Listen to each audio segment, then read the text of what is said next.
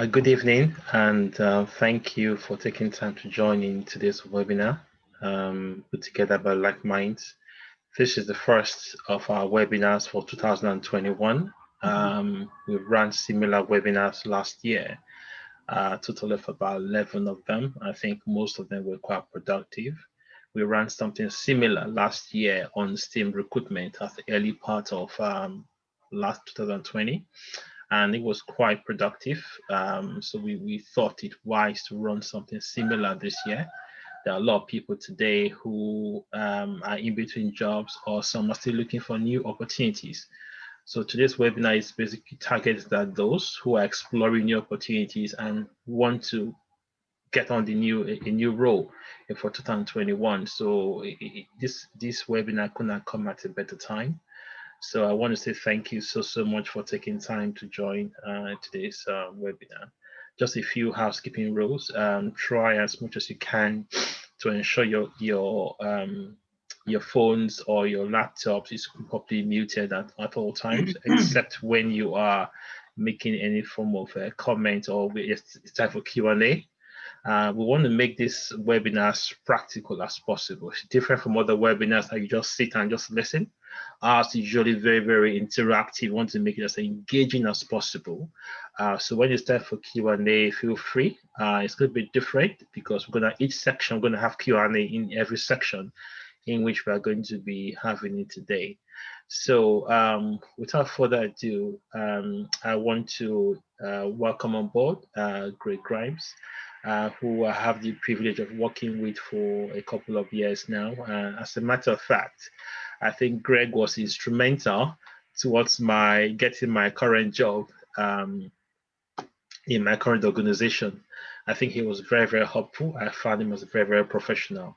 So I couldn't have been happier when he agreed to facilitate this today's webinar on job recruitment. So Greg, over to you. Well, thank you very much for that introduction, John. Very nice of you to compliment me on my work. But yeah, as John pointed out there, hopefully going to look to talk through a few points related to recruitment, searching for new opportunities, etc. And equally, as John said, hopefully get a bit of discussion going back and forth, and open the floor to answer questions and ask questions.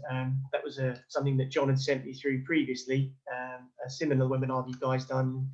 That seemed to be a very good system of doing it. Now, before we got into the detail of the presentation, I thought it just worthwhile providing a bit of background on myself and what I do, as a lot of the examples that I'll be drawing upon will be specifically related to my experience and what we do.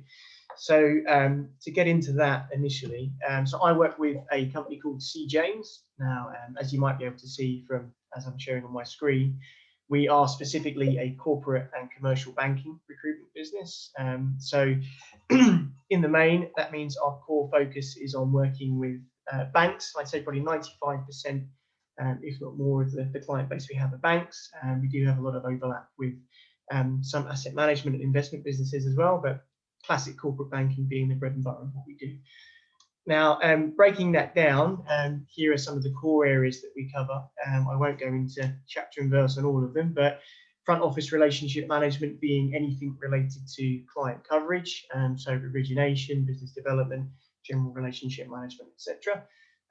Structured finance. Now, we use the term structured finance quite loosely. It's something that can carry a few different connotations, and to us, it's just a way of branding anything that would be outside of vanilla debt or lending. So as you can see from some of the subheadings there, that would be things like trade and commodity finance, project finance, leverage finance, etc. Other core areas would include risk, again, as you can see there, covering a number of different bases with credit, market, operational risk, all core areas for that classic sort of corporate banking setup. Beyond that, we look at things in compliance, operations, and generally anything at the C-suite level. Now, to talk about myself specifically, I've been with the business for the last 8 years. I'm currently a director within the company, and my specific remit is related mostly to front office and structured finance opportunities. So anything within these first two areas that you can see here. So moving on to the presentation, as I said, hopefully looking to cover a few bases here. We'll be starting off with CV structuring. So essentially looking to break down the key elements of the CV and giving some tips and insight as to what I believe are the core things you want to bring to the forefront within these specific areas. And hopefully just talking through and getting some other people's input on questions they may have or things that they may find useful in their CV structure. Beyond that, searching for new opportunities, so utilizing a number of different methods to identify things that are in the right markets for you. Personal branding, this is something that I think is certainly more popular in the current market with such a huge focus on social media and the presence that people have, not just from a CV perspective, but surreptitiously looking to garner attention from the right people in the market, before then moving on to general interview preparation and performance. So preparation from the aspect of knowing you have something lined up, and then generally how to carry yourself and things you should keep in mind if you are going to look to have that conversation during the interview process. Now, before I got into the details of the presentation, I think John had some poll questions that he wanted to put to you guys. So, John, if you want to take it away with that. I think you're on mute, John. Yes, thanks for that. I will be running the poll, so feel free to have a stab at it. There's no right and wrong answer, or just to have a feel of our thoughts as regards recruitment. Just want to run the poll. So.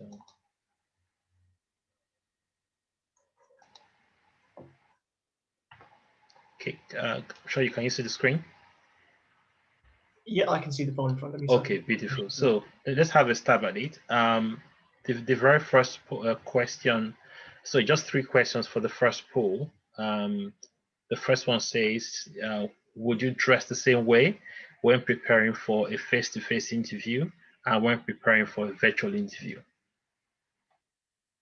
Yeah. Second question, yes or no. Second question says, what do you find is the biggest issue or challenge with virtual meetings? I'm referring to more virtual interviews. The last question, okay, then the options is dressing, internet connection, poor video and audio, lack of personal connection. And the last question is, how formal do you dress for a virtual meeting interview? Casual, smart casual, business casual, indigenous native attire. I like that option. So let's we've got 13 people answering already. So let's give it a minute, 2 minutes. Yeah, no worries. Yeah, happy to wait while people put a few more votes in.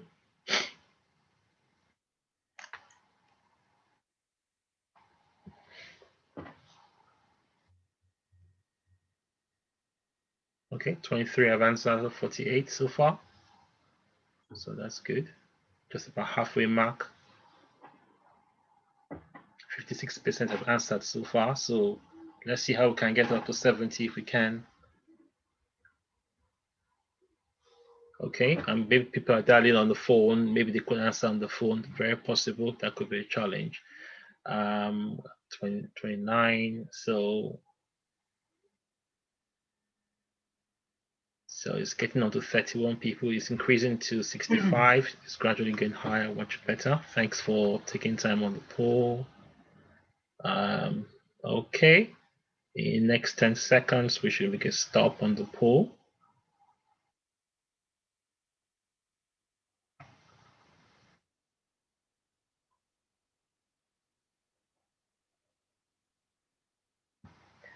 Okay, let's end the poll and let's share the results. Good. So sure we can see the results. So it says, would you dress the same way when preparing for a face-to-face interview and when preparing for a virtual interview? People said yes. Most people felt that 78% said yes, 28, just 22% says no. So more people seem to be in favor of having to dress similar way. So I'm assuming if you're going for a face-to-face interview, they want to operate the same way as maybe very corporate or the same attire you will use in both instances, which makes sense anyway. Second question, what do you find is the biggest issue or challenge with virtual meetings? So let's see. We have the highest number, the biggest issue they say is lack of personal connection. That's very interesting. Most people think that way. Followed by poor video and audio connectivity, which had 31%, followed by internet connection with 25%. Dressing, people never thought dressing is an issue with virtual interviews, so it's good to know. The last one, how formal do you dress for a virtual interview? Most people felt business attire, being corporate, is the highest number of 61%, followed by smart casual, 28%, casual, 11%, and nobody felt indigenous native attire should apply in this particular instance. So I will stop sharing the results. So I will thank you for your feedback. Good stuff. So in terms of, as I said, the first section we will move on to will be CV structuring. So talking through a few points here, just to reiterate what John said at the beginning of the call, after each section, I will open the floor to questions if anyone wants to ask anything about any particular points that I've raised. Please do feel free to chime in. So starting off with the first point of the CV, the personal statement. So as you can see, that I've pointed out a few a few points here. So generally speaking, I would aim to keep this to roughly one paragraph. Grab the reader's attention early on. So give a strong but brief summary of who you are and what you do, and tailor details to specific roles. So as I mentioned here, highlighting specific markets, systems, products, industry coverage, deal size, exposure, etc. So essentially, I mean, this tends to be the first thing that a client will see when they look at your CV. And generally speaking, if you have a look online, the research shows that on average, I think the amount of time that people will spend looking at a CV can be 30 seconds or less, which is rather scary when you think about putting through an application. But at the same time, I think it just gives you an idea as to how much time you have to grab that person's attention. So you really want to focus on grabbing their attention straight away, and the personal statement is the first opportunity to do that.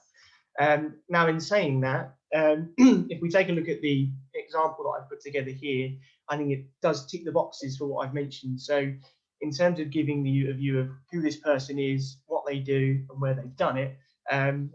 So first line, a director with 10+ years of experience originating and executing trade and commodity finance deals across EMEA.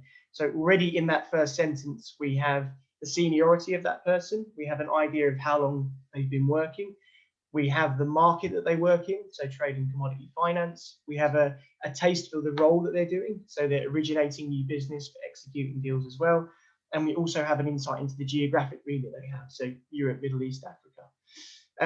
Following on, in particular, focusing on emerging markets, so i.e. Africa, Middle East, Asia. Again, I would attribute that to tailoring your experience to specific roles that you're going for. So for example, if you are a trade and commodity finance front office banker, if you're looking at a role that's specifically focused on emerging markets, so be that Africa or Middle East, for example, if you have covered that within EMEA, just bring those smaller granular details to the forefront, as opposed to generalizing too much. You want to get the highlights of what the client is looking for into the personal statement straight away. Following further on, so deal exposure spans cradle to grave coverage with corporate and institutional clients. So again, they're getting a flavour for the sort of clients that this person works with. And I think, again, relating specifically to the job spec, the more specific detail you can bring out of what they're looking for, attributed to what you've done, is really going to help sell your profile. Moving to the final sentence, obviously there we get into product coverage. So again, if this is something that you can put in with regard to specific products that you've worked with and sold to a particular client, that's going to help tick the boxes for a particular client search as well. So again, look, I mean, this has to be fairly short and sharp. So you don't want reams and reams of detail there. I have seen people go two ways with this. I've seen people not include a personal statement, which I think is probably to the detriment, because it does give a nice, neat summary at the start. Equally, I have seen people put a personal statement and have maybe a whole page's worth of personal statement.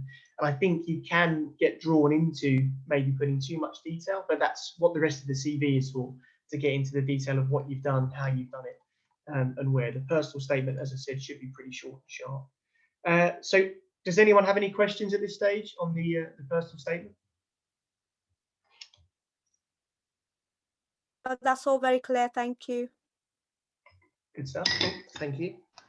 If anyone has any question, you can feel free to actually put in your questions in the chat box. I'm happy to take on those questions as regards this section. Or if you have any, as he's going, as he's moderating, if you have any questions, put in the chat box, and we'll read it when the time comes. Okay, so everyone pretty clear on that then? No questions? Yeah. Okay, thanks. Good stuff. No worries. So moving neatly on to education. Again, this should be fairly straightforward. Keep it in a fairly simple format. So as you can see here, a fairly clear date of when you achieve these particular qualifications, I think is useful.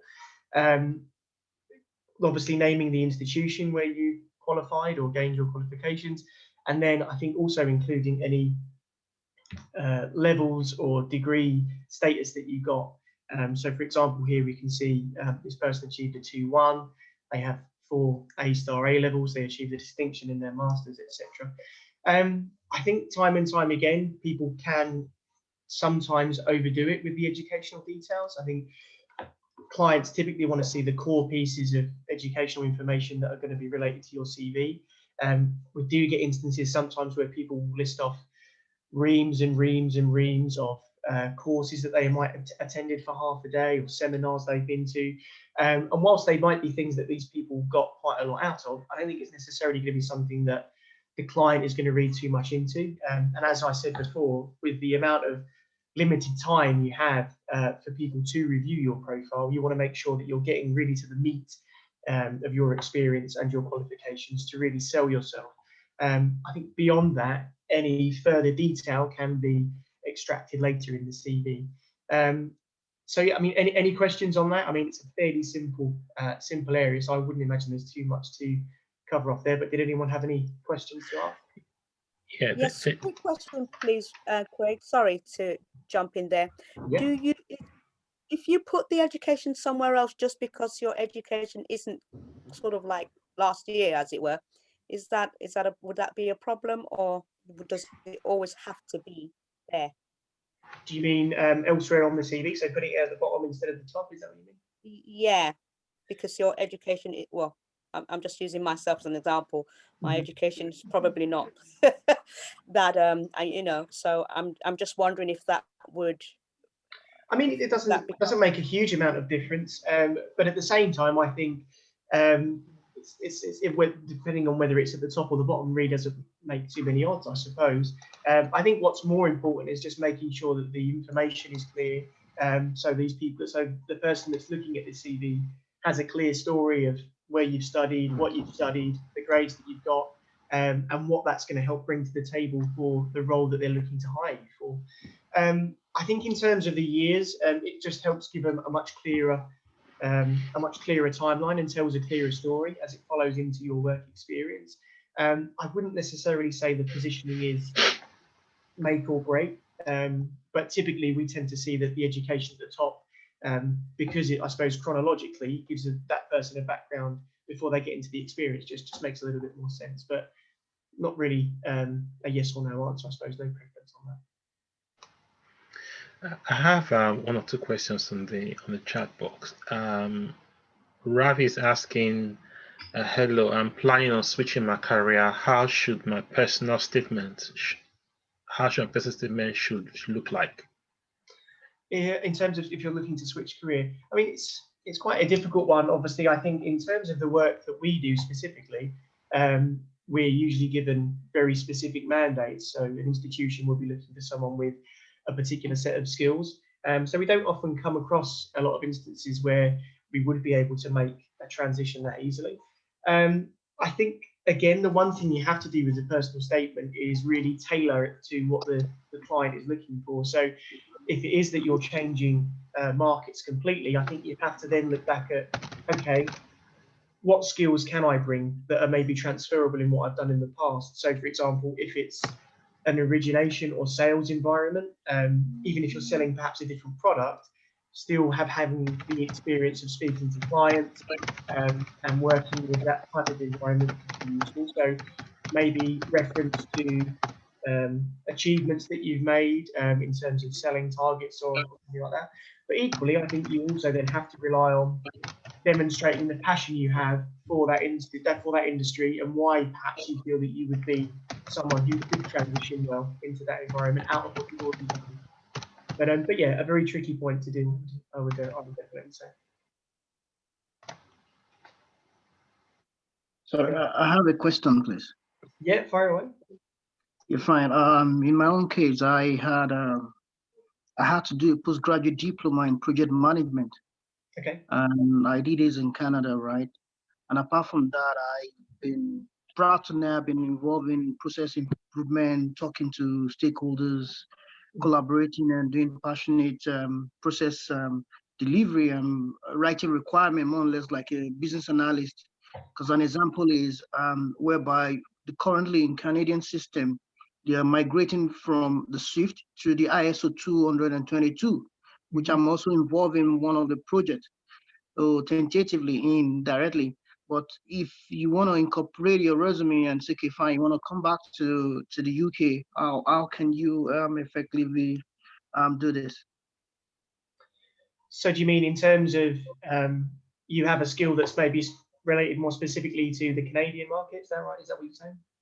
Yeah, because I was in the UK before, because I'm specialized in trade finance, AML, and partially financial institution before migrating over to Canada. So I'm coming to Canada. I schooled here, did a postgraduate diploma, and I'm working currently in a financial institution. But the role I'm working on is entailing me to be involved in some projects, because it's part of the reason why I came over, because for a career change, to see how you could add value to yourself based on the trade knowledge, AML, the financial crime, and the financial institution, and more or less on how to do process improvement and the rest. So one of them is the payment thing I talked about, but that has to do with the Canadian system. So if you're moving back to the UK, would you be able to say, yeah, while I was in this role, I performed this role, this on this. I don't know how that can be able to sell back home. I mean, I think you do tend to find it, particularly with a lot of project management situations, etc. Even if it perhaps is specifically related to Canada, or if that be with regard to, I don't know, compliance or regulation or a certain type of process. Typically, unless you're changing industry quite dramatically, a lot of those things do have crossover with other projects and things within the UK, if the market is the same. So, for example, as I mentioned earlier, our focus is on banking specifically. And even though we might be speaking to people in an international market, if they do, the roles are seemingly very transferable. So I wouldn't necessarily worry about that limiting you in terms of coming back. I think you just have to make sure, again, to sell the skills that you have, which are going to be relevant and which are perhaps more broadly applicable to roles that are outside of just the Canadian remit, so be that for UK-based roles or otherwise. Yeah, can we allow, I think we've taken a couple of questions in this section, so can get moving on so that we could take just one or two in each section, that we have a Q&A towards the end. We could take a lot more questions then. Good stuff. So in the next section, I wanted to talk about key skills. So this is something that can cover quite a few bases. So in terms of the points I've mentioned there, so provide a list of any particular key skills which relate to the roles you are applying for and your experience. So again, as I've mentioned there, this should be things like working with a particular system or a process. So much like the gentleman was just mentioning there about particular systems he's worked with, and not necessarily listing key skills as things like origination or risk management or deal execution, as these are things that you really want to put in the experience aspect of the CV, and make that apparent through the details that you then talk through. So in terms of the examples that we've listed here, so I think as John mentioned, quite a few people in the group have experience within trade finance. So as you'll be aware, if that is the case, you'll be working with things like UCP 600, Incoterms, ISP 98, etc., and lots of other things there.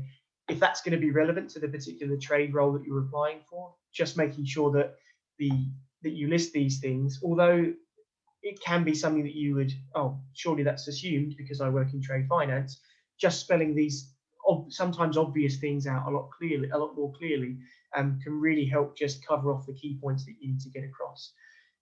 Equally, as I said, if it's a system, so this could be things like, I don't know, Swift, for example, as the gentleman mentioned there, or other IT software and applications. So Bloomberg, obviously you mentioned here Microsoft Office.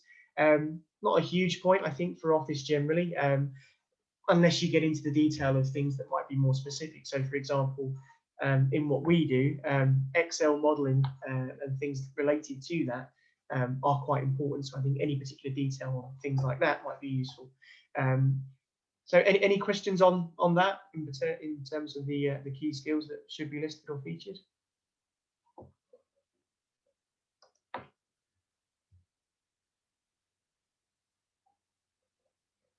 All good? It's fairly straightforward, so probably not enough meat there for a conversation piece. But moving on to the next section. So this is going to be obviously the bulk of the CV, so getting into your work experience. Now, in terms of breaking this down, again, much like the education, you want to provide clear dates for employment. So when you started, when you left. Typically, we like to include the months and the years with this, just because, again, it gives a much clearer timeline.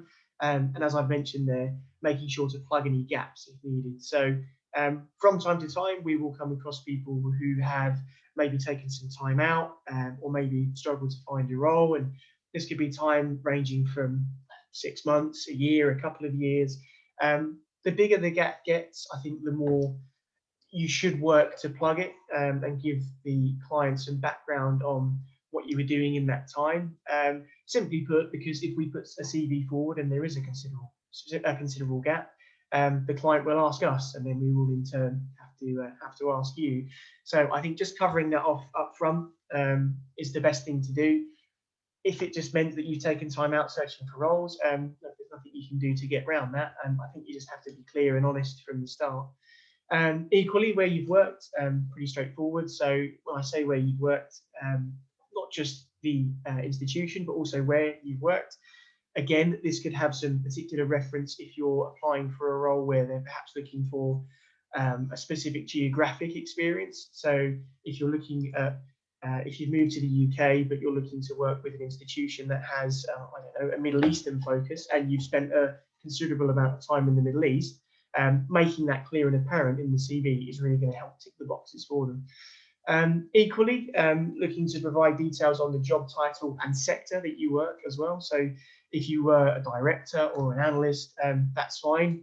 Please do put that. But equally, make it clear the area that you were working in. So if you're an analyst in an accounting team, make sure that that's apparent. Don't just put things like analyst, because obviously it's a broad title and can be applicable, to a number of different areas. This is a bit of a point of contention that I've spoken to a fair few people about. So we always tend to find that listing your experience in bullet point form would be the preference. And again, I think coming back to the stats that I mentioned earlier, where if you do some research, it says that the average time employers will look at CVs can be 30 seconds or less. So time and time again, when we're met with CVs where they have big, bulky paragraphs of text for every role, I get that people want to get across as much detail as they can about their experience, and that's fine. But I mean, I have, just drawing from my own experience, I've had instances where I've sent CVs across and the line manager has simply said, look, that CV is too long, I just don't have the time to read through it.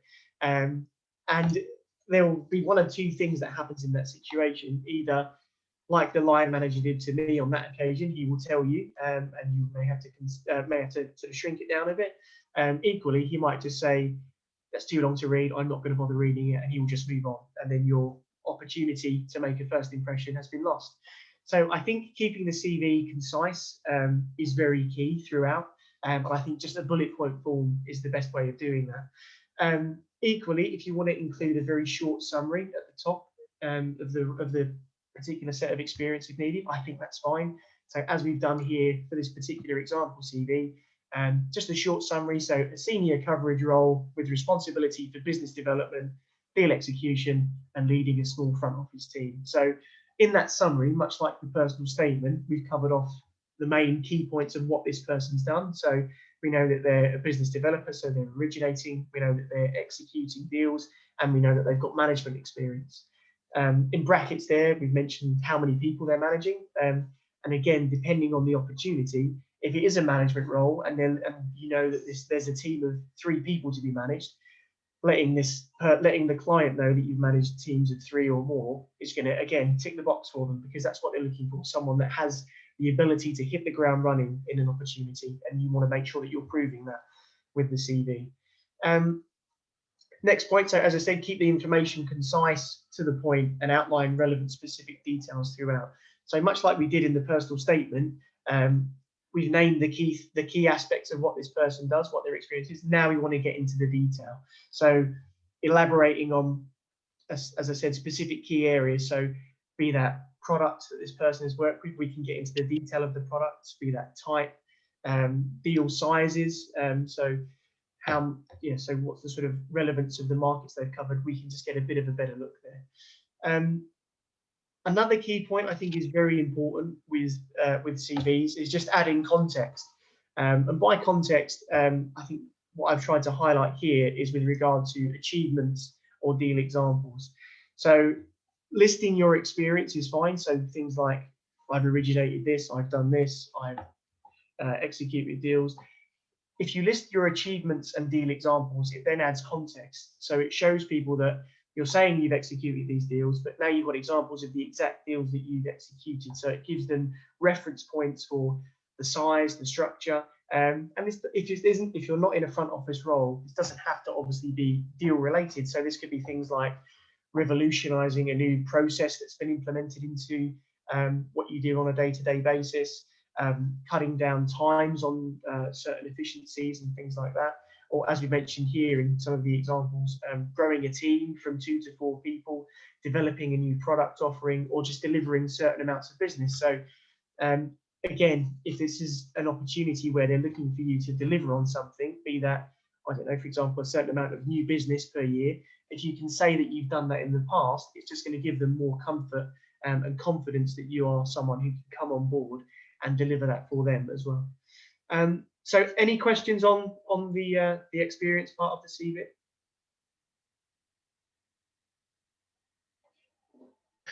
Feel free to put your question in the chat box. I'm happy to read them.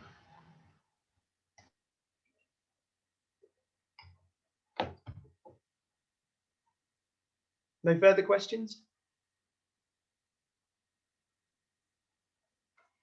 Good stuff. Then we'll move on to the next section.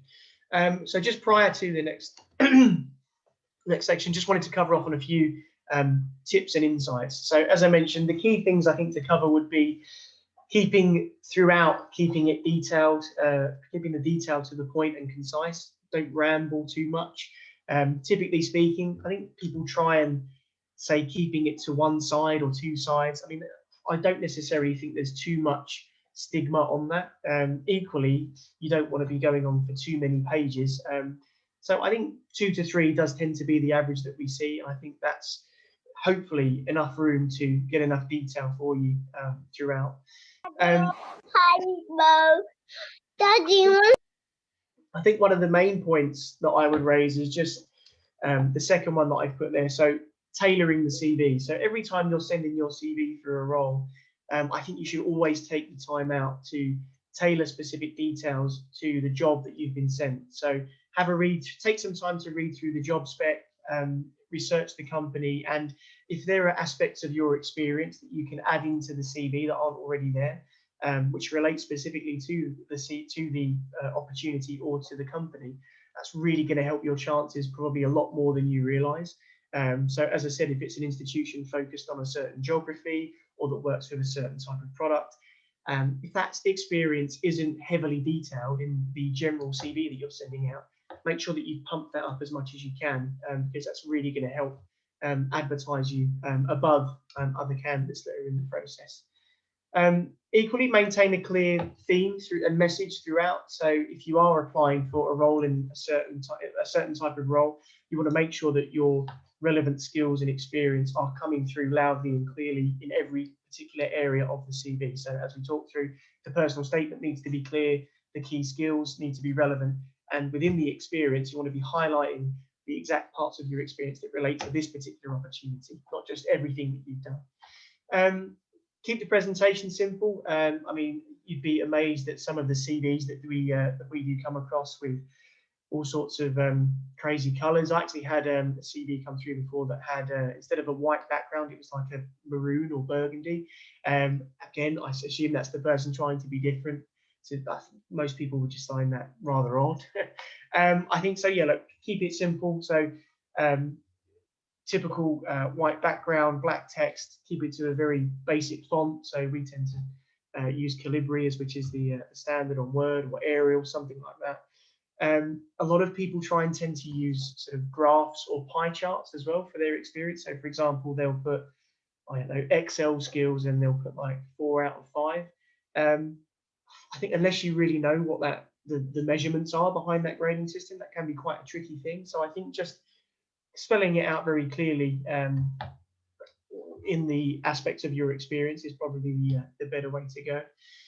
In terms of the basics, I think, yeah, detail relevant visa status or nationality information if needed. So as I mentioned earlier, if you have worked abroad or you've moved to a new geography, you want to make sure that, so for example, if you're coming to the UK and you've come from a country that might need visa sponsorship, you want to make it clear that you either have the ability to work straight away, or that's something that you would need sponsorship or support on, as that's going to really help draw people to your profile more easily and more simply.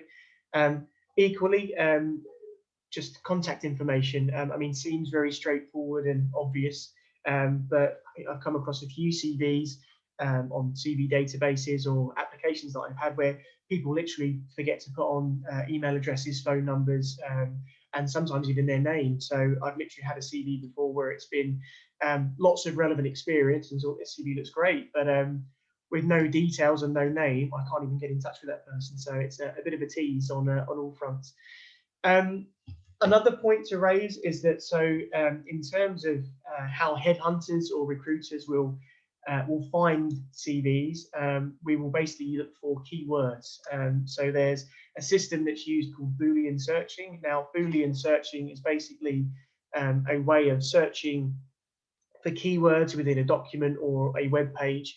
And typically, we will sort of tweak this formula to bring out the keywords related to the opportunities that we are looking for. So again, if we look back through some of the points that I mentioned earlier, this could be things related to product, things related to markets that you've covered, role level, so job title, etc., things like that. So just making sure that the CV is packed with key terms that are related to your role is going to make your CV a lot more visible to recruiters generally.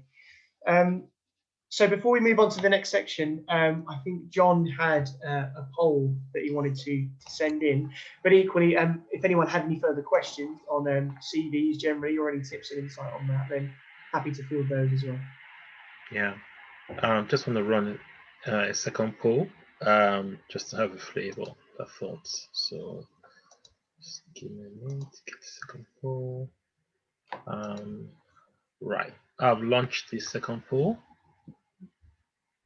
Sure, we can see the screen. The first question on the poll, it says, which of these common interview questions do you stress over the most?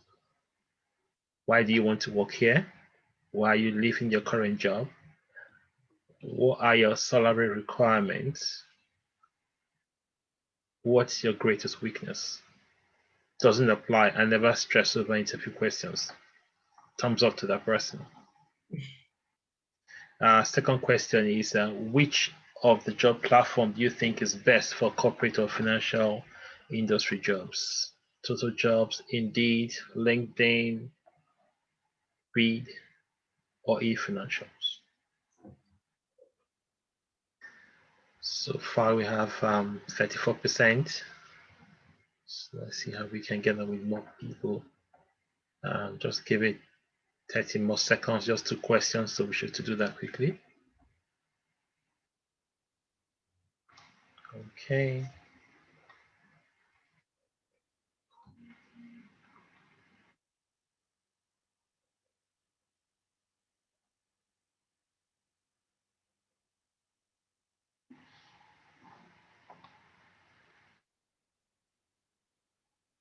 Okay, we'll make it stop in the next 5 seconds.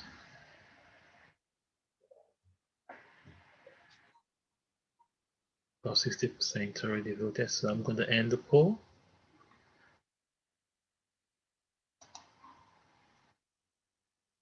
And I'm going to share the results. Interesting results. I can see the first one is quite close. Which of these common interview questions do you stress over the most? From the feedback is, what are your salary requirements? Well, I'll just give them a blank salary. The second one, with 37%, what is your greatest weakness? Followed by, why are you leaving your current job? And also, why do you want to work here? 7% thinks that they never stress over anything. So a lot of people have one thing or the other that they kind of stress over in terms of interview questions. So I'll allow Greg to come in at some point to comment on some of these feedback, some of these. Yeah, I mean, it's quite interesting results there. I mean, in terms of the salary requirements point, I mean, it's typically something that we tend to be very clear and blunt with people on.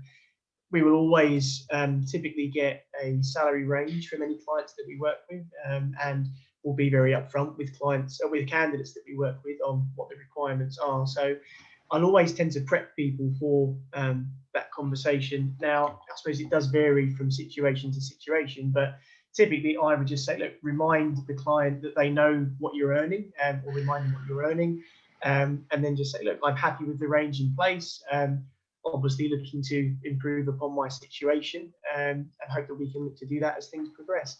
I think getting too drawn on specific numbers and things can make it quite awkward. I mean, we've had situations in the past where I remember one of my colleagues had a candidate who was in the latter stages of a job, and they said, oh, so what would your expectations be? And they said, oh, I'd be happy with 50K.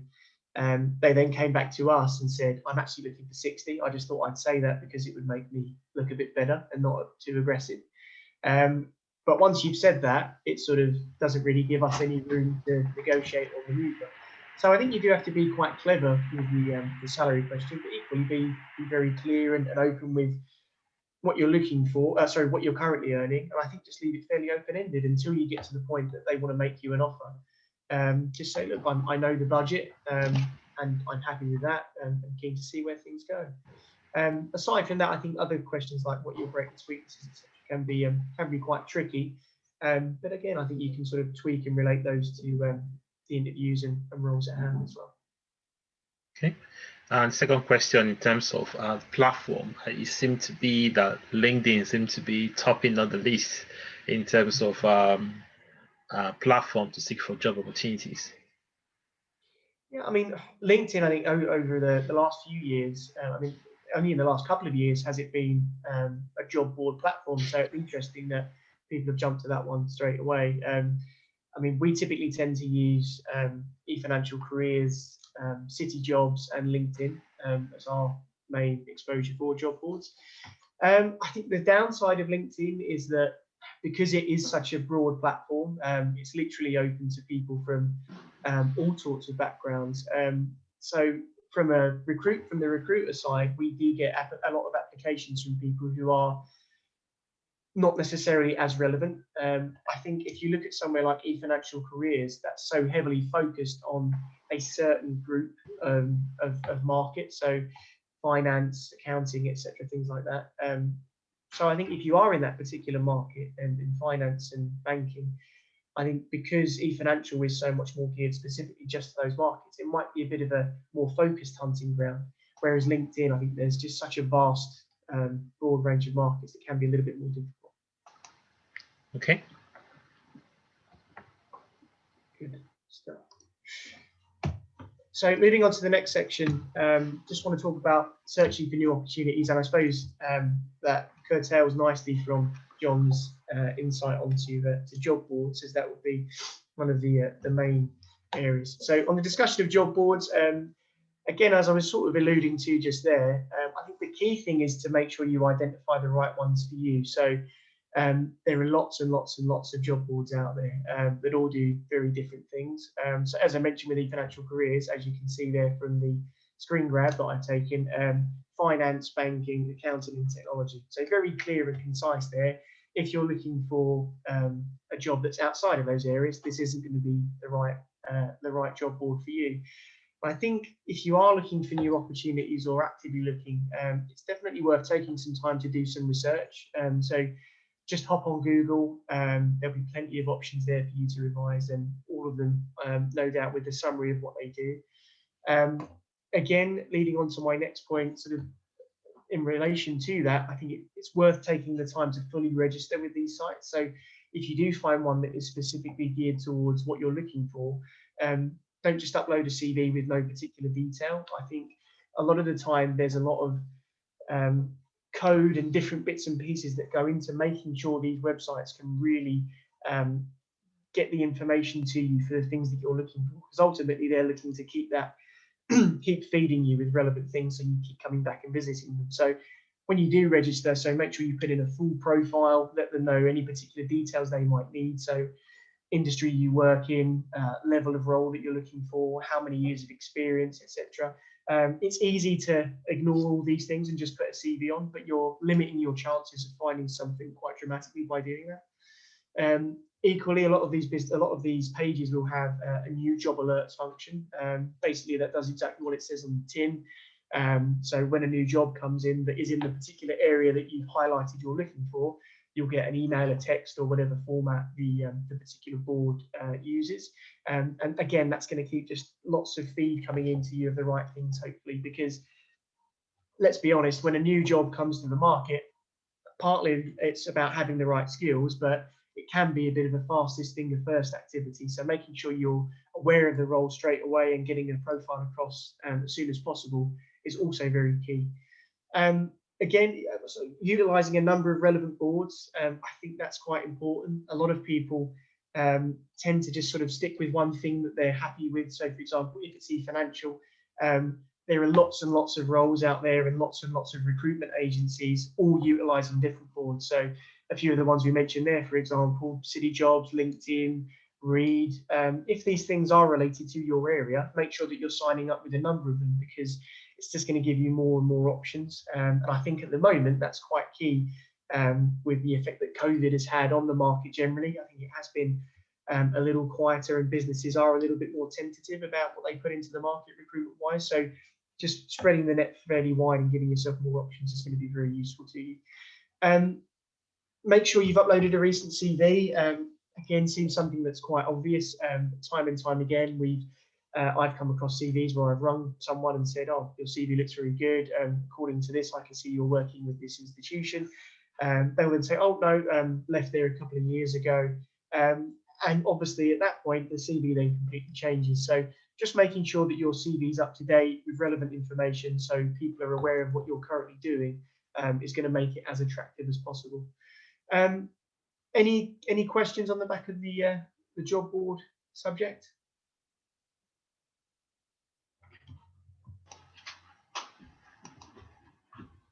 I have a question, correct. I have a very strong question. When you put this job profile, in this job profile, there will be a lot of things which are explaining about the job, and you understand what are you going to be there for. But apart from that, probably your education might suit it, but your experience might not be because you're working in a different field. Mhm. So, until unless you give opportunity at the interview level, how would you understand or how would you get to know a candidate who's having a strong passion for the job? So, how do you select that just by reading a CV? Because everyone doesn't get a call just based on your CV. So, how your passion is being counted for the profession that you want to go ahead? I think that would relate very well to my next point. So the next point we're going to discuss is is recruitment agencies. So yeah, as you said, not everyone gets a call. I mean, speaking as a recruitment agent, we get lots and lots of CVs, and a big part of that is filtering ultimately who are the people that are able to hit the ground running the fastest with the right experience. So I think in terms of your point, as you mentioned, if you are looking to transition into a new area, it can be that much more difficult to make your CV stand out.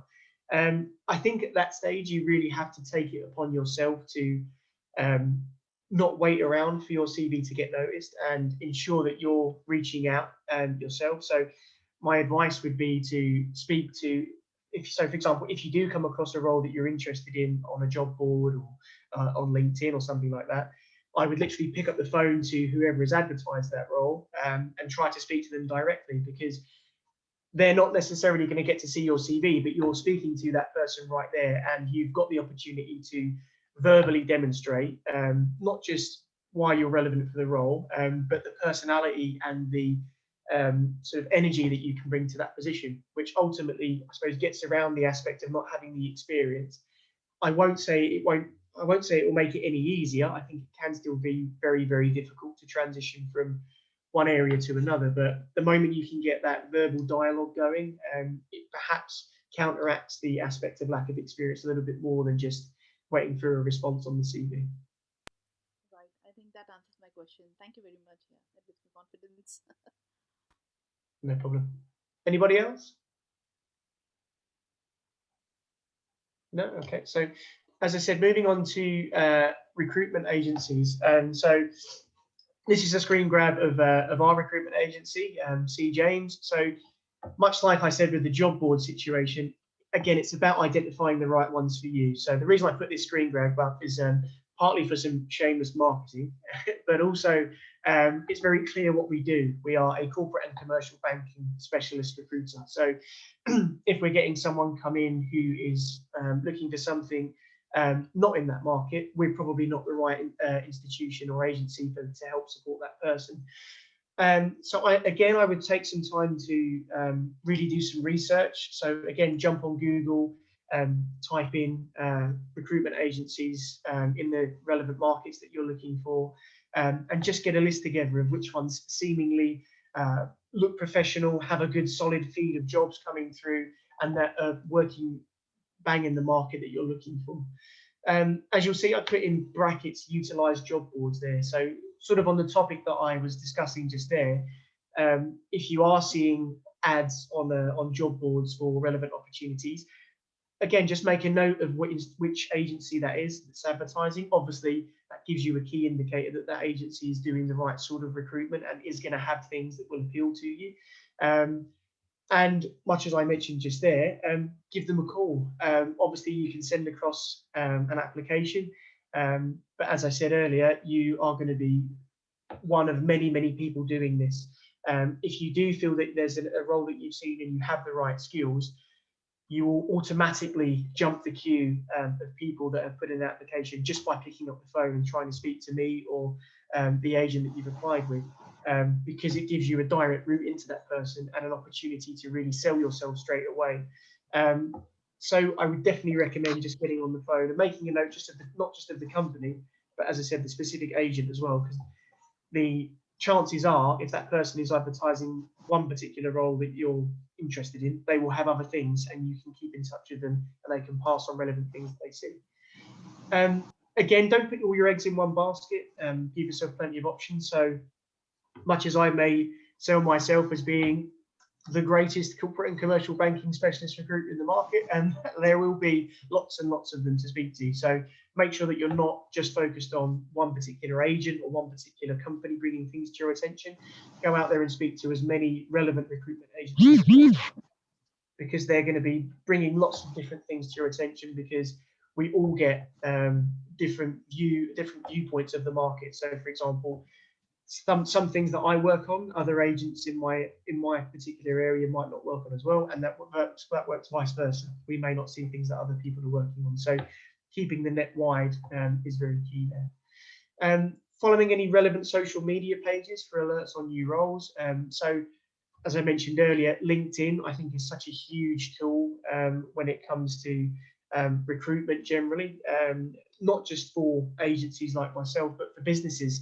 So many more people are utilizing it to advertise roles directly, as a sort of marketing tool, etc. So I think making sure that you follow any relevant company pages is key, because they will give updates about recruitment that's going on, new roles that may be coming up, and it's a great place to get notified ASAP. Equally, I would also be sure to follow relevant personal accounts. So, for example, businesses may post out job opportunities that are relevant for that particular institution, but if there's someone within that area of the business who works in a particular subsector that you're interested in, that person is also going to advertise roles directly, and you may have a better opportunity of getting an introduction or a conversation with that person if that person posts a role out personally saying, I'm looking to hire a person in this area. You can comment straight away and be brought to their attention, and they can obviously then get a look at your LinkedIn profile and ascertain very quickly whether you could be relevant or not. Again, check in regularly for market updates or over the phone by email with recruiters. I know that we're not always the best people to speak to, and some people do have a differentiating view on recruitment. But look, if you find someone that is bringing the right things to your attention, make sure you're checking in with them regularly, because we do get very, very busy with lots of different things. So just checking in, I don't know, every month or so, or every few weeks. Is there anything going on? Here's an update on what I'm doing, just to give them a bit of a kick and let them know that you're looking. And just in case something comes up and they might have overlooked your profile, or might have something that's just come in that's relevant, it's always worth utilising that and just checking in fairly regularly. So any questions on recruitment agencies or searching generally there?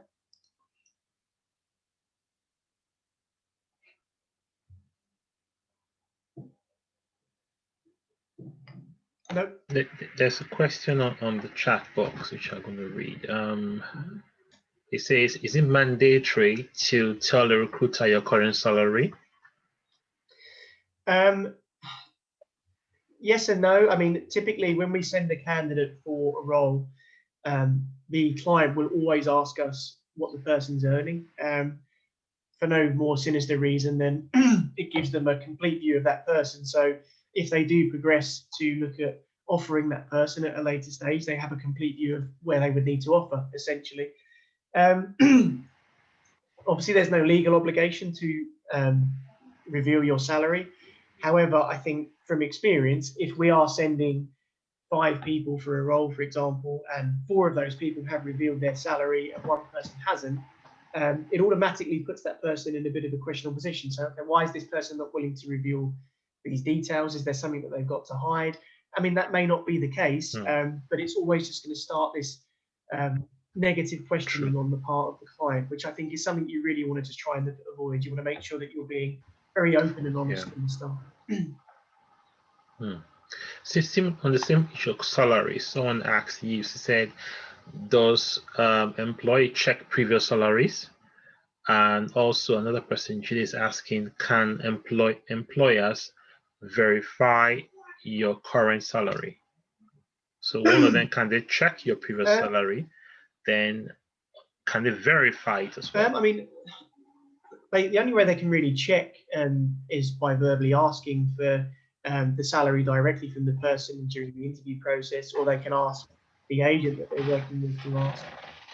The only real time that they can verify or check that completely is when they do a reference check, and if there's any background information there, they will find out. But beyond that, during the interview process, they know there's no formal way of verifying that. equally, it's one of those points, isn't it, where if you are not providing the right information, and I mean, I've had instances before where people think that if I inflate my salary slightly, maybe they'll offer me more. If they then do find out later that you have lied or inflated your salary, it's just going to cause infinitely more problems for you. So I think it's always best just to be open and honest about your current situation, and hopefully you can secure as solid an offer from that as possible. But I think anytime you look to try and bend the truth of that sort of thing, it's a very tricky road to go down. I wouldn't recommend it. Yeah, I think you're very correct about that, Greg. It's always best to be upfront about what you currently earn. Even if you say, okay, for example, even if you currently earn 40 and you want to earn 70, if the role is going for 70K, still say you feel that your skill set deserves someone to be paid 70. So be upfront what you currently earn. Even if you say you want to earn this amount, as long as it's within the company's benchmark, you will be considered. I've had roles before whereby I was paid almost 50% increase in my salary. So it all depends on how well you performed in the interview. And if they see that your skill set will match that role, and I don't think they will really worry so much about what you're previously earning. But it's always good to come up upfront, because if you don't, they verify, and sometime in the future it could backfire on you, and you don't want that to happen. Yeah, exactly. And I think it's one of those things where if it is something that you've lied about, and as you said, when they do verify through background checks, and if they do find out that information, all the goodwill and positivity that you've built up through the interview process is completely lost, because at that moment they then are just going to think this person hasn't been upfront with us, and isn't someone we can possibly trust. And look, at the end of the day, I understand everyone wants to try and look at earning more money when they move. But look, I think that as long as you can apply yourself in the right way and are applying for the right things, the money will eventually come. I think trying to jump the gun, as you said, can just lead to so many issues. So I just really wouldn't strongly recommend it, because they're then looking at perhaps issues with further references going forward, because it could lead to dismissal if you haven't been truthful, or if you've lied quite dramatically. It could cause lots and lots of problems.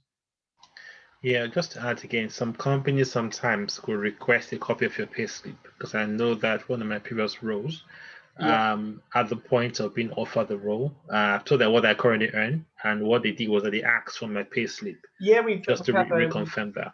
Yeah, we have 1 or 2 clients that do that. I mean, it's not a hugely popular thing, but I know it is something that people do. And actually, with a client on that subject, with a client who did do that, I had an instance where there was a young lady that I was working with, and she had bent the truth, shall we say, about what she was earning. And I then said, look, they want to offer you the role, but they just want to clarify some admin details. Can you please send through a payslip? And then she obviously came clean to me and said that I haven't been truthful. And at that point, I mean, she's so close to securing the role, it just puts it in so much danger. And there's always that trap to fall into. So yeah, I think honesty is the best policy to go with. Any further questions? No. Okay. So moving on. Networking, I think, is obviously another key point when you're looking for new roles. I think it's always wise to keep a finger on the pulse of generally what's going on. So, I mean, it doesn't necessarily, again, need to be with recruiters. It could be just with generally people that you know in the market, just conversations about who's hiring, who do you know has moved where. These little bits of insight can get you can gain you knowledge about opportunities that even recruiters might not see, roles that aren't being advertised, because a lot of the time people will just utilize their own network. I mean, there are opportunities that we've come across where people have moved, and when you speak to those people, they just say, oh, I knew of this person who was right for the role, so we got in touch with them directly and hired them. So making sure that you're speaking to people generally that you're aware of is always going to be quite key. I think something that John has obviously done very well, as we've seen with the group. I mean, just joining relevant groups on social media, so be that LinkedIn, WhatsApp, etc.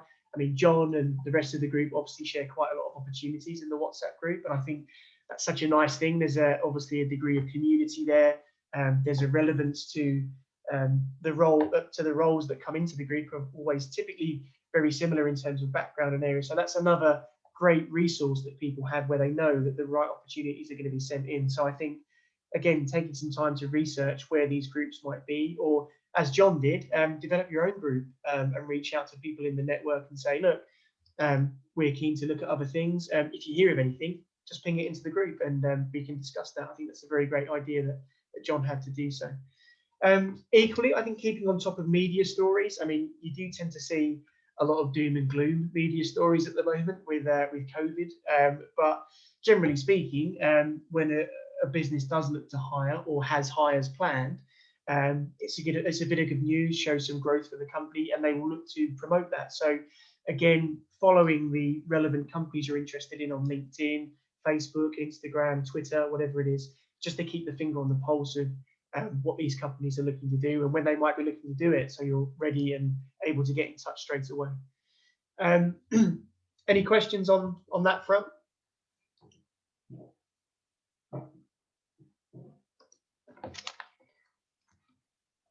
There's a question on the chat which I want to read. It has to do with still CV. Just going back a little bit, you said Yeah. a common practice for applicants is if they omit certain aspects of their job history because it ended badly or they don't want to be asked about it in the interview. Do you support this or advise they leave it and just face up to it? I think coming back to the salary point, I think honesty is always the best policy. Again, whenever you look to go to move to a new role, they're going to look at references and things like that. So if there was any issues or you left a role in unfortunate circumstances, that's just the way of the world, and it's just going to be something that you have to deal with. I think businesses will infinitely respect you more for being upfront and honest about those types of situations as opposed to hiding it from them, because 9 times out of 10 they will probably find out. And when they do, it's just going to cause you more headache than you already had in the past from lying about it. So I think always be upfront and honest. And coming back to the CV points that I mentioned, always try and plug those relevant gaps where you might have spent some time out, or you don't necessarily have to go into detail as to why you left particular roles, particularly if it was something that wasn't particularly good or positive. But at the same time, if it is an issue that comes up when questioned, then definitely be honest about it and upfront. Any further questions?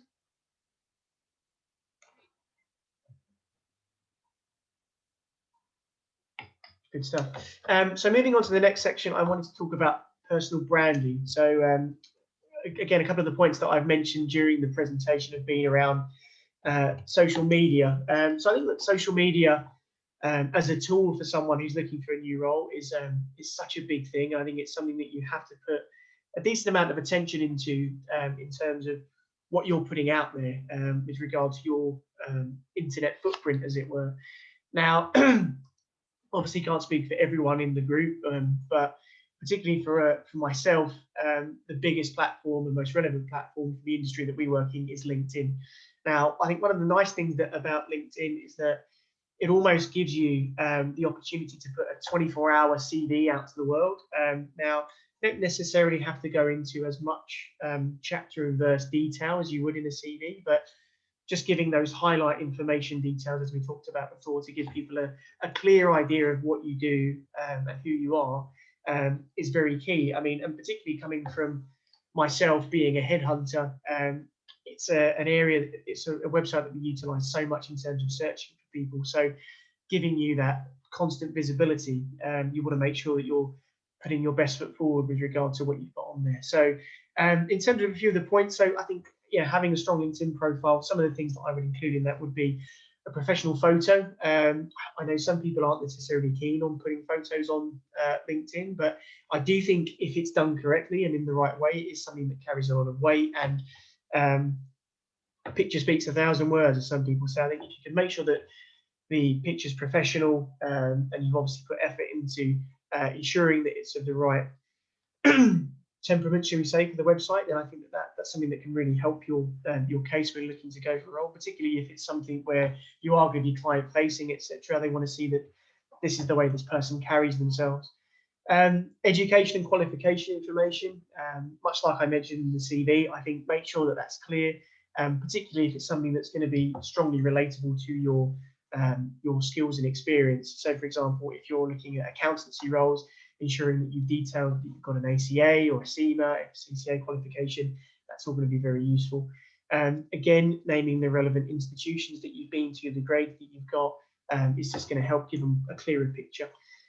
Languages spoken, I think this is something that's quite often overlooked by people, but if you speak a foreign language or a number of different languages, I think just putting that on there, even if it's not something that relates to the role specifically, I think that can be quite impressive. If you see someone that speaks 4 or 5 different languages, it shows that they have the ability to apply themselves and learn something that can be quite tricky. And equally, on another point, we work on lots of roles where there are language requirements. So highlighting that is also going to be very useful for those particular opportunities.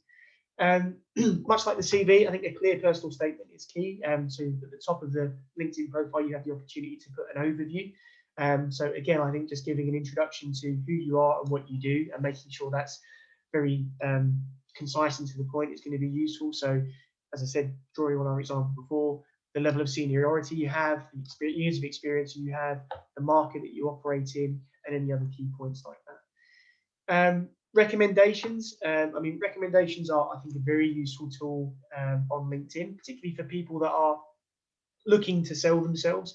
If you can obtain recommendations from people that you've worked with, or people that you've interacted with in the market that might be able to share information or stories about your capability within the role that you do, that's going to be really beneficial. So, for example, if we're looking at someone for a role and I'm headhunting them on LinkedIn, if they have a number of recommendations from people, that's useful. Obviously shows that they're doing something right. Equally, if they have recommendations from people that might be very influential in the market that they've worked with, so senior managers, etc., that carry a lot of weight or a lot of visibility, that's really going to sell. That's really going to help sell your profile as well. And again, coming back to the Boolean searching that I mentioned, so basically the formula that recruiters use to search people's profiles, make sure there are plenty of keywords in there. So again, these could be things related to specific products that you're working with, the role that you're doing, the market, the geography you're covering, all those bits and pieces. A big part of personal branding as well, I think, develop a social media presence. So it's very easy to set up a LinkedIn profile and just leave it sitting there. I think one of the core parts of LinkedIn is about that interaction. So liking stories, sharing posts or relevant industry related information is going to be quite key. It just gives you a level of visibility that others who aren't making the effort to do that won't have. I think particularly if you're looking at attracting the attention of people in relevant markets that you operate in, make sure you're connecting with them. And if they see that you're active and present on the platform, makes them know that you're aware of what you're talking about, that you're keeping your finger on the pulse of the industry, and that can just generally put across some points of view that are going to be related professionally to what you're looking for. So again, make sure you're interacting with people. If you're interested in working for a certain organization, maybe just take some time to research the people that are going to be relevant to the area you're looking at. Get some conversations going with those people, because you'll then go from previously being unknown to them to someone that they're aware of on the platform, and may develop a bit of a bond or rapport with that person over time. Equally, on the last point I've mentioned there, don't overdo it. If you are interested to sort of connect with someone on LinkedIn and keep the conversation going, try not to swamp people or overdo it with the comments and the likes. You want to keep an even balance to sort of keeping them interactive, but maybe not swamping them with too much attention. But I think that's a really key thing, the personal branding aspect. I think it's a really new part of sort of marketing yourself, because social media platforms do carry so much weight in terms of visibility for people in the market at the moment. Any further questions on those points that I've raised there?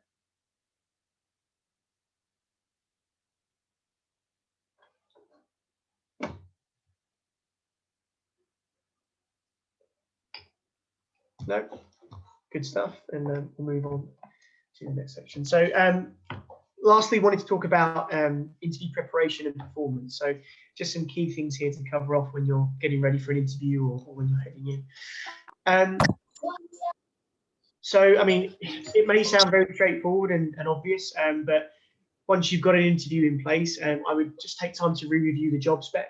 I mean, when we send job specs out, I think a lot of people just scan the highlight details, get the sort of key information, and then progress on that basis.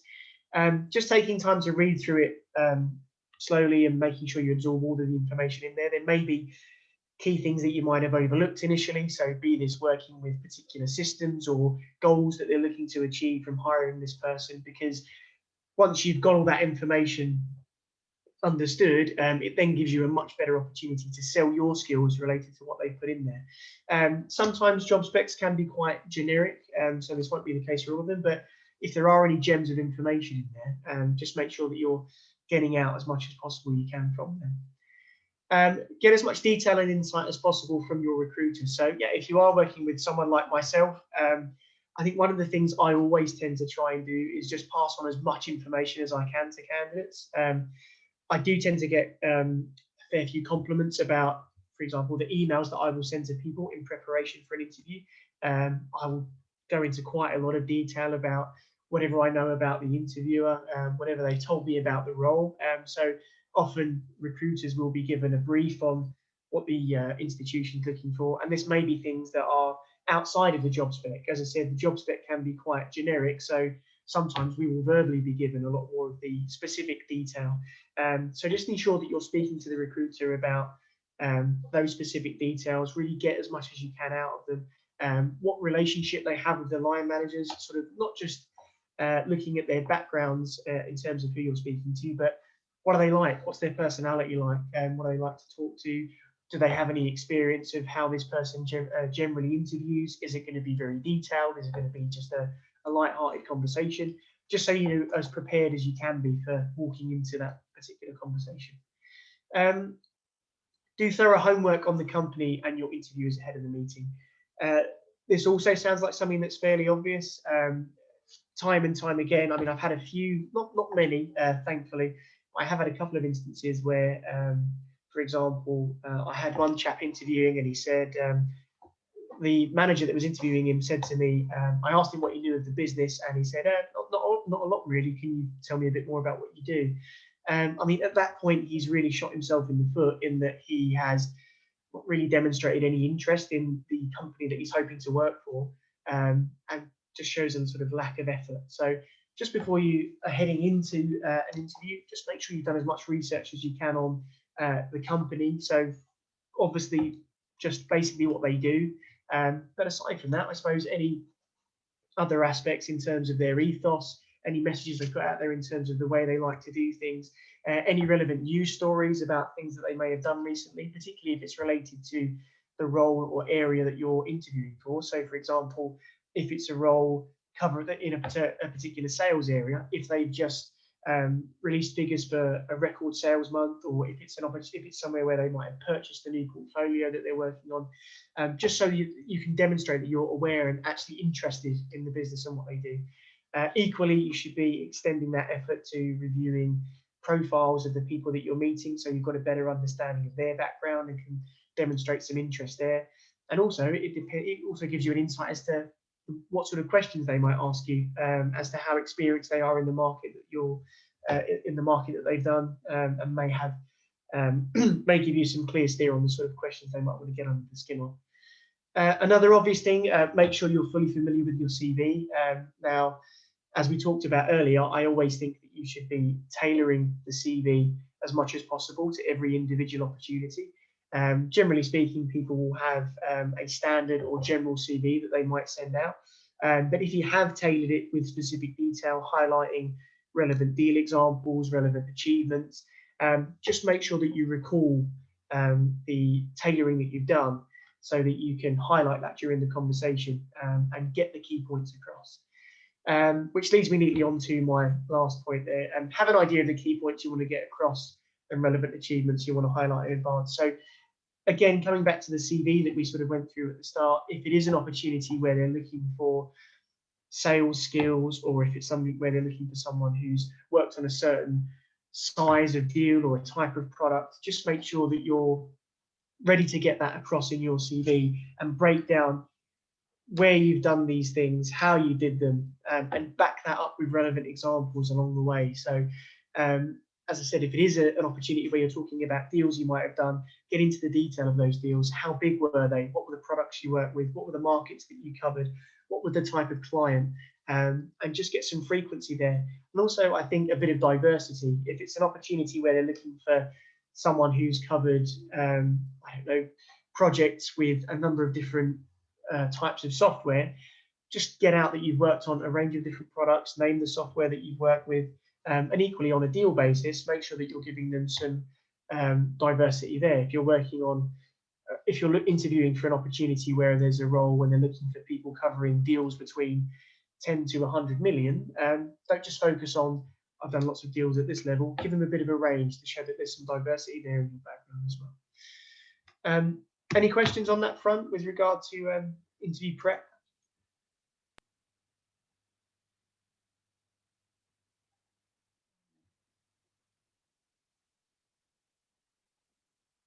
Anything? No? Good stuff. So in terms of interview performance, again, a lot of these things may seem fairly straightforward or obvious, but make sure you're on time for the meeting, or at most 5 to 10 minutes early. I would probably lean more towards the 5-minute mark there. I think anything above that can sort of throw people's schedule out of whack, and you don't necessarily want to be there too early and hanging around. But equally, just make sure you're not late, because it can make things rather awkward. It's also cutting down on the amount of time that you have to get yourself across. So ensure you're on time. As we talked about earlier with John's poll, ensuring that you're dressed accordingly. I think this is something that can be overlooked with the current market so heavily focused on video calls. I think just making sure that you've made an effort to wear a shirt or dressed appropriately as you would for a face-to-face interview, so business or formal attire, really will just ensure that you're not too relaxed and you're taking the meeting seriously. That temptation to go casual just because you spend a lot of time casual, or maybe even have had lots of casual video calls with your current employer, that's just not going to apply to an interview situation. So just make sure you're prepping accordingly as you would for a face-to-face. Make the most of the opportunity to make a first impression, and don't underestimate the first meeting. So yeah, I mean, that's a point that I think I've come across quite a few times. I think people can sometimes tend to think that the first meeting will just be a sort of get to know you chat, and you don't necessarily have to focus too much on getting detail across. And that can be the case, but I think you don't want to underestimate how important that is to make that first impression. And if you are getting the opportunity to get in front of a client that you want to work for, just make sure you're really making the most of that and getting all the key points across that you need to. So don't just take it as too much of a relaxed conversation, because that first impression can very often carry a lot of weight going forward throughout the rest of the process.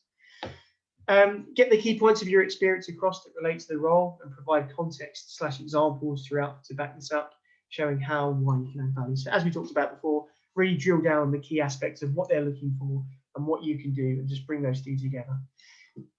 Aim to build rapport. So as well as assessing your technical skills, interviewers want to see if you're someone they can see themselves working well with and that will fit well in with the business. I think this is such a key point. So if you're looking at an interview situation, there are two things that people want to assess. The first one being, can this person come in, hit the ground running and do this role successfully? And ultimately, can we see ourselves working with this person? Are they someone we're going to get on well with? I think that's obviously something that's quite difficult to do at the moment. As the poll answer suggested earlier that John put up, there is that lack of personality and that lack of sort of personal feeling within a video call. So I think you really have to go above and beyond to try and build rapport with that person, make sure that you're getting on well with them and it isn't too rigid and sort of just technically focused, because ultimately, if you are going to be, if you are looking to convince this person to hire you, you have to be seen as someone that's going to fit well in with the team there and their style of working. So try and build that strong rapport. And on the subject of that, and once again, let them know you're keen. So coming back to the point we talked about with regard to research on the companies, interviewers want to know that you're really interested in the role and interested in the business. They don't want you to just be sort of coming in and blurting out a lot of information about yourself. They want to know that you're interested and really up for taking on this role. Why are you excited about it? What do you know about the business, and why are you interested to work here? Drawing from personal experience, we've had opportunities where they've said, yeah, look, this person, technically they're very sound, but they just didn't seem like they wanted the role enough. I just didn't get that interested feeling from them. So make sure that you're getting that across as well, sending as many positive vibes as you can through it. Any further questions on that point?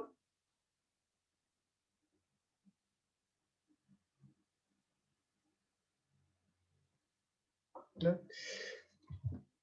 Good stuff.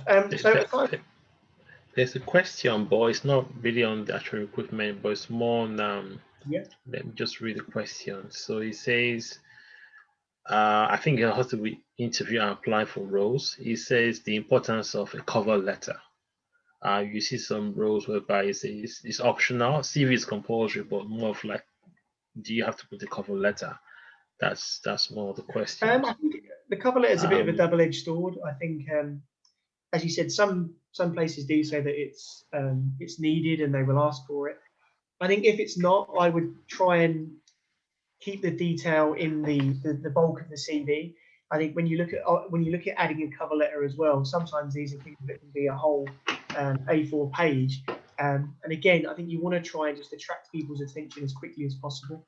I think the best way to do that is just with stripped down key information. So you want to try and maybe can sort of limit the cover letter into what you would try and concisely put into the personal statement, and then get more detail into the experience of the CV. I think that the CV always tends to carry a lot more weight than the personal statement, unless perhaps you're looking to include any particular detail outside of what might be related to your experience. So again, on the back of one of the questions that was asked earlier, perhaps if you're looking to transition to a new market, you might want to give some information on why you're looking to do that. But beyond that, I think if you're applying for a role in the same area that you've worked in and is related to your experience, just cut to the chase and I can get to the CV straight away. Another question from Emmanuel says, could you kindly advise on how best to turn down requests from recruiters when you are not actively searching? I think this is very difficult from my perspective. Unless you're made fully aware that this person has moved, they're always going to be on your radar. I suppose one of the easiest ways would be to just keep them informed and say, look, thank you for your help over however long it might have been you've worked with them. Thank you for your help over the last few months. I've now managed to secure a role, so I won't be looking. But let's keep in touch and speak in a year's time or something like that. At least at that point, you've notified them that you're not looking anymore. Maybe you could do that with a mass mail or a LinkedIn message. But yeah, just notifying them up front that you're not looking anymore, I think would be the best way to go. Now, in terms of other bits and pieces, that I did say to John that I would send through the slides. So if anyone wants to revisit any of the slides, I'll send that through to him. Equally, on the subject of some of the things that we talked through, CV in particular, I would be more than happy to review any CVs or give any comments if people wanted to send things through. So my contact information is there on the page if anyone would like to take it. Yeah, as I said, happy to send on any further detail that people might want as well. Okay. If we can just run through the last survey for today, just a quick one. Yeah, I think we just have a stab at it before we go today. So I'll just run that in. Third one. Okay, we'll launch the survey. So you can see the screen. What do you think is an absolute no-no to say in a job interview? We can't see it, John. Oh, you can see it. We can see. I just launched. You can see. You can see, right? Yeah. Okay. Okay. So I've launched it. What do you think is an absolute no-no to say in a job interview? What is the title of the role again? The salary is too low. My last job was terrible. All of the above. Second poll says, what is the most important to you when interviewing for a new role? a good salary increase, the role and job description, seeking a new challenge, frustrated with previous role. So give it about 10 more seconds.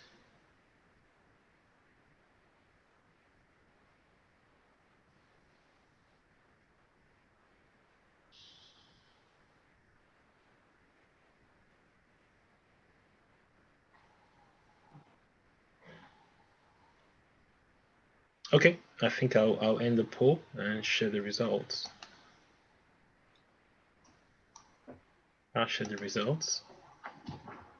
Show us the results now. So on the first one, I think 82% definitely says most of the question is an absolute no. I think it doesn't make sense. But I would like Greg to run through some of the feedback.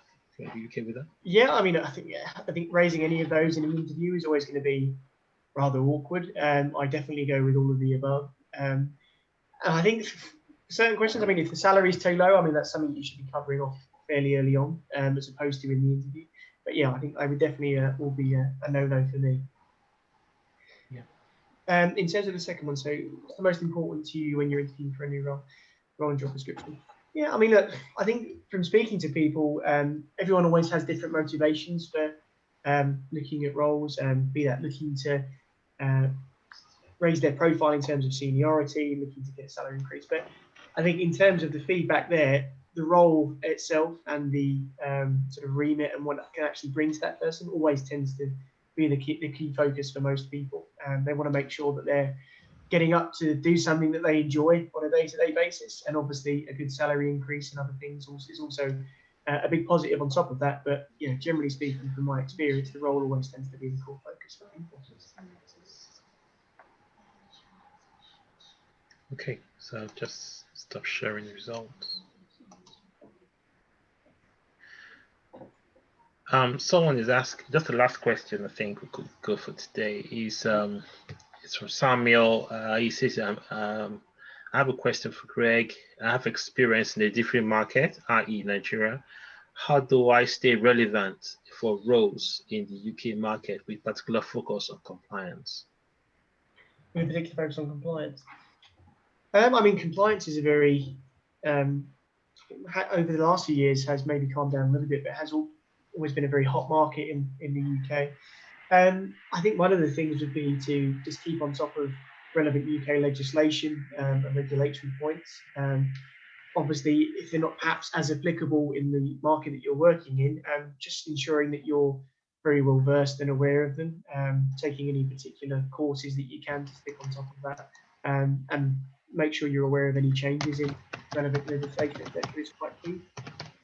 But aside from that, I mean, you tend to find that a lot of the rules and regulations will overlap quite heavily. So I think just keeping your finger on the pulse of what's going on in both markets would be most important. Yeah, thanks for that. Yeah, thanks for that. I think this brings us to the end of today's webinar. I just want to say a huge thanks to Greg for having to facilitate this webinar for us this year, and also thanks to everyone who has stayed up to this time. At the time, we had over 70 persons in currently listening to, so it's much appreciate your time. It's so much value to us. So as Greg said, if any support you need, feel free to touch base with him. Feel free to touch base with me in any way. We can provide you with more detailed support. This webinar has been hosted by Like Minds. We are a networking group aimed at providing that multi-day support for most of the Africans in the diaspora. So most of us within the network are basically from Africa. And this has been put together as a giving back initiative to support one another and to build that manpower development to one another. So feel free to check out our website. If you drop us an email, if you want a copy of the presentation, I think I've sent an email with our email details, likeminds88@gmail.com. Feel free to check out our website, and from there, we go from there. So thanks again, everyone, for joining, and we wish everyone a successful 2021, and hopefully our dreams come true with securing a new job and new opportunities in this year. Thank you once again. And thanks, Thank you very Greg, much, once John. again. Thank you, John. And yeah, thank you very much for everyone who attended. Really appreciate your time. Thanks, John. Thank you. Thank you. Thank you. Have a nice day. Thanks, Thank John. you very much. Thanks. Thanks all. Thank you, everyone. Thank you. I'll definitely be calling you. Yes, bye. All right, Bye. cheers. Bye. Bye. Greg, you can unshare your screen. We can see some lovely faces before they go. Yeah. Thank you, John. Let's see. All right, thanks, guys. Have a good one. Yeah. Take care, John. All right, cheers. Thank you. Thank you. I mean, good to see you guys. All right, Thanks, we'll John. see you soon, yeah? Thanks, Yeah, Greg, bye. once again. We'll touch base soon. All Yeah, right. no worries. Okay. All right. Catch Okay. up with you soon, John. Okay, cool. Okay. Bye. Bye, everyone. Bye.